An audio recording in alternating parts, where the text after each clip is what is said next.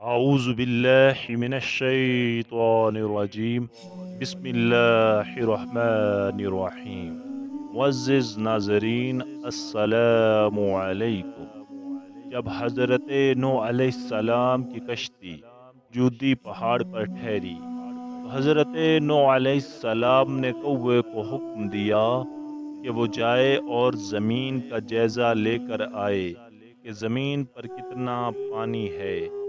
کہتے ہیں کہ کوا وہاں سے اڑ کر گیا تو اسے کوئی مردار مل گیا اور کوا اس مردار کو کھانے میں مشغول ہو گیا اور واپس پلٹ کر نہ آیا۔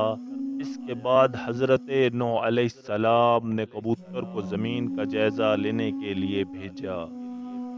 کبوتر زیتون کے درخت کا ایک پتا لے کر حاضر ہوا تو حضرت نوح علیہ السلام سمجھ گئے کہ پانی ابھی بالکل ختم نہیں ہوا۔ اس کے بعد حضرت نوح علیہ السلام نے کچھ دن بعد کبوتر کو دوبارہ بھیجا۔ جب کبوتر دوبارہ حضرت نوح علیہ السلام کے پاس واپس آیا تو اس کے پاؤں میں کیچڑ لگا ہوا تھا، جس سے حضرت نوح علیہ السلام سمجھ گئے کہ پانی زمین جذب کر گئی ہے، لیکن کیچڑ ابھی باقی ہے۔ حضرت نوح علیہ السلام کبوتر کی اس ذہانت سے بہت خوش ہوئے اور کبوتر کو امن و سلامتی کی دعا دی۔ یہ اس دعا کی برکت ہے کہ لوگ آج بھی کبوتر کو اچھا سمجھتے ہیں۔